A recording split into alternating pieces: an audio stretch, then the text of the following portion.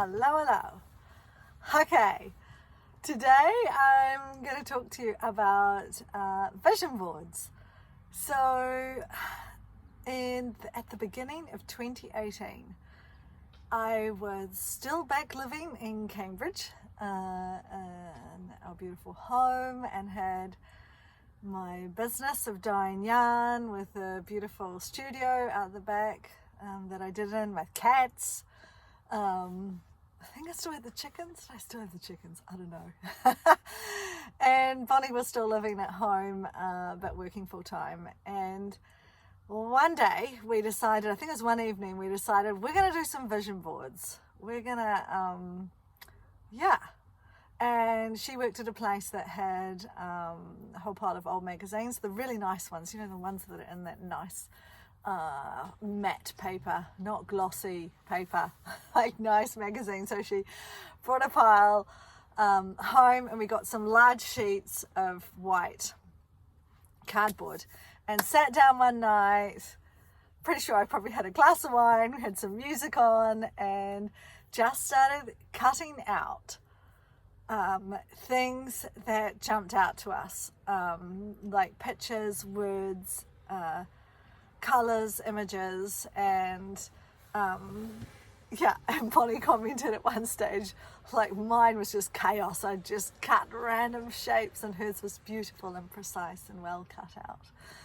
And then we began sticking them on these boards, and we both created completely different looking boards with different things on them. But at the beginning of last year, when we arrived in Nelson, my mood board was there. I had packed it up, and I took another look at it, and Bonnie had taken a photo of hers, and we looked at each of our mood boards, and the things that had happened that we had put on our vision boards had occurred, and it was crazy, the accuracy. It was amazing. So mine had things like a woman sitting on top of a mountain with very dense bush, and I realized afterwards that it reminded me very much of Peru and northern Amazon, where I went to do ayahuasca, and I had things on it like travel, magic, rituals, past masters, going with the flow, trying to think of all the things. Magical connections, and boy, I have made magical connections with people along the way that have just blown me away, and still happening, and it's amazing. And also I had pictures up of New Zealand, old school New Zealand, from the 70s, with batches and caravans and beaches. And I realized when I traveled through New Zealand, I passed through towns that looked just like that. And I had another look today. I pulled it out of the cupboard, and down the very bottom had this tiny picture of a vineyard and someone biking through the vineyard. And I'm like, fuck, I did that the other day. I've been working in a vineyard, and about a month ago I rode out to it, and I rode past the vines, and it was just like in the picture. And I'm like, wow, it's just like we just spontaneously did this thing, and I wasn't thinking about anything. I just pulled out the things that I was attracted to, right down to I had travel, and one of the places was Italy, and I did end up in Italy, and I wasn't consciously trying to end up in Italy. It was, the Naked Retreat happened there, so I did end up there. Just magic. And Bonnie's one even more so. So she was not more specific, it actually was more specific on her one. She had